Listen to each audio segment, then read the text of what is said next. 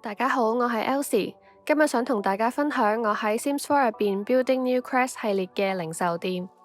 呢一個系列入邊創建嘅房屋全部都係冇用 CC 嘅，你哋喺影片開頭見到嘅係冇放到商品嘅鋪頭，我會將冇放商品同埋有放商品嘅鋪頭都放到去模擬工房，有興趣嘅話可以 download 自己中意嘅版本嚟玩。呢一間鋪頭係門框型嘅，跟住落嚟為咗方便說明，我會以正門望入去嘅方向為基準分左右。喺正門望過去會見到有一個噴水池嘅小庭院，零售店嘅周圍亦都係有噴水池圍住，呢一個係同藝術中心同埋博物館係相似嘅。喺遊戲入邊呢，其實係冇得設定究竟藝術中心同埋博物館係屬於邊個。我喺呢一個系列入邊就設定藝術中心、博物館同埋呢一間零售店都係屬於同一個管理團隊嘅。啱啱提到嘅佢哋呢個次序，亦都係成立嘅次序。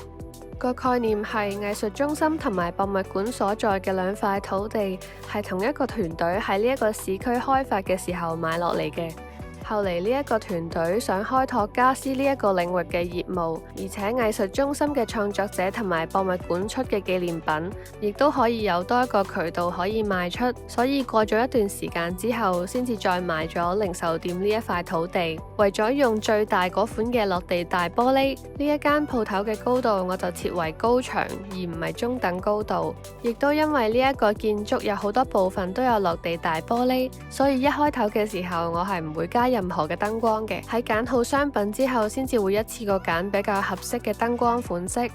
如果你有睇到藝術中心同埋博物館嘅創建影片呢，你會見到喺影片嘅後段，喺呢兩棟建築物嘅外邊起咗類似涼亭嘅物體。其實佢概念上呢係一個巴士站嚟嘅，因為喺故事入邊佢哋時間耐咗呢，呢兩個建築物就成為咗呢一帶嘅地標，所以就有公共交通系統為呢兩個地方起車站。本身藝術中心同埋博物館嘅土地呢係比較大，分別係50×40同埋30×30，有足夠嘅空間去起車站。而喺呢一個故事入邊，呢一間鋪頭就比較新啦，土地亦都只有30×20，所以今次我就冇特登去起車站。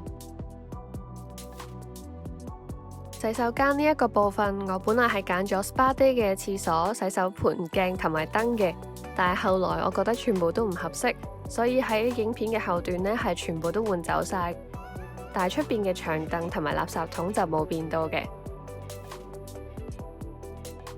有兩間房係員工專用嘅，分別係 Pantry 同埋 Changing Room。呢兩個空間嘅裝修同埋零售區域係有明確嘅分別，希望可以給予員工一個切換心情嘅空間。呢一間鋪頭總共有2條樓梯同埋1條爬梯。第一條主要嘅樓梯係喺中間收銀處嘅附近，另一條樓梯呢就喺左邊嘅展牆，爬梯呢就喺右邊。喺地下爬上去嘅話，就會通向樓上嘅露台。我喺遊戲入邊其實係試玩咗呢一次嘅零售店嘅，但係唔知點解有好多人仔咧都比較中意用爬梯啦。只要佢哋唔係喺左邊嘅展場咧，佢哋就會用爬梯嚟上落。所以我後來咧就喺收銀處附近咧就加咗一道門，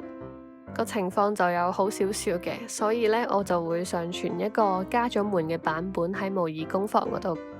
只要唔係員工專用嘅空間或者係洗手間，都係屬於零售區域。收銀處附近嘅陳列台係類似本周精選或者限時減價嘅貨品，跟住就係商品嘅陳列架。我揀咗玻璃嘅款式去配合成個鋪面嘅裝修。其實唔一定要將陳列架放喺呢一邊嘅，要視乎玩家想買啲咩商品。我個人就覺得喺遊戲入邊賣衫呢就唔係咁實際，因為喺遊戲入邊設定人物嘅界面嗰度揀人仔嘅衫嘅時候呢，其實人仔自身係唔需要俾錢嘅。不過如果你哋想開一間賣衫嘅鋪頭喺 Sims 4入邊呢，就需要放一啲試着嘅公仔喺鋪頭入邊啦。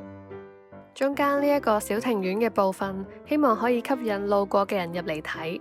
喺正門嘅入口望過去，水池上面嘅植物係由矮至高咁樣向入邊延伸嘅。整體嚟講，個設計係簡單嘅，希望佢哋一眼望過去，除咗呢一個小庭院入邊嘅植物之外，仲會睇到落地大玻璃窗另一邊嘅商品。喺商品方面呢，我主要係揀咗木製嘅家私同埋畫作。我啱啱都有提到呢一間鋪頭背後嘅故事，係同系列嘅藝術中心同埋博物館係有關聯嘅。而藝術中心除咗畫作之外呢，亦都可以製作木製品，所以就揀咗木製嘅台凳同埋梳化。凳同埋台呢就分別放喺左邊同埋右邊嘅零售區域，梳化呢就放喺樓上。地氈呢喺每一個區域我都會擺一啲嘅，不過試玩嘅時候遇到嘅情況呢，就係只有部分嘅地氈呢係可以標示為要賣嘅商品嘅，但係呢，只要係標示得到嘅商品呢，玩家作為買家呢係買得到嘅。如果你要喺遊戲入邊開地氈鋪去致富嘅人呢，就要留意返啦。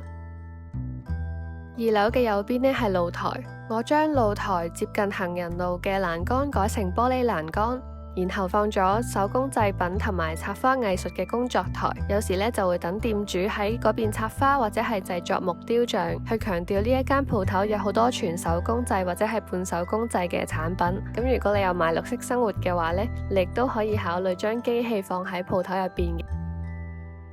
2樓嘅商品我會放一啲畫作，當然亦都會盡量揀唔同嘅風格嘅畫作。2樓右邊嘅陳列架呢，我就會主要放2種嘅商品。第一種呢，就係盆栽植物，概念上植物呢係呢一間鋪頭嘅自家製產品。如果你有買春夏秋冬 DLC， 放園藝工作台喺鋪頭入邊，製作完之後可以同其他盆栽裝飾一樣，可以將自己嘅作品賣出去，將作品標記成要賣嘅商品就得噶啦。我中意呢一種 DLC之間融合得到嘅遊戲內容，咁樣可以令到玩家嘅遊戲體驗更加豐富。另一種我會放嘅商品呢，就係雕塑，概念上係嚟自藝術中心嘅創作者同埋博物館。博物館入邊其中一個展覽室係放咗好多雕像嘅。遊戲入邊嘅故事呢，係話一位雕塑家喺度舉辦緊巡迴展覽，然後佢就同博物館合作，佢部分嘅作品呢，就出咗迷你嘅紀念品，亦都放咗一啲喺呢一邊賣。地面呢一層嘅左邊呢，至到去收銀處附近嘅範圍，主要都係放蠟燭燈同埋台燈。個概念係一啲本地嘅小品牌嘅產品，可以放喺呢一個地方嗰度上架。我知道綠色生活 DLC 係允許玩家去製作自己嘅蠟燭嘅。如果你有買呢一個 DLC， 亦都可以配合呢一個來去上班嘅開鋪形式去玩，亦都係一種遊戲嘅玩法。我覺得模擬工房係一個好好嘅平台，可以等大家分享自己喜好嘅房屋啦。而我放到去模擬工房嘅房屋呢，我一定會用人仔試玩去檢查某一啲物件嘅功能先至放上去。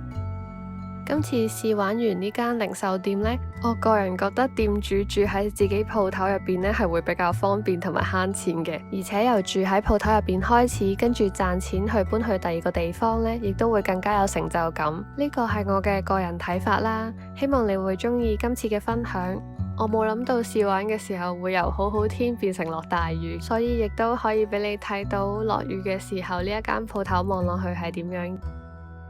多謝你睇到呢度，我哋下條片再見啦，拜拜。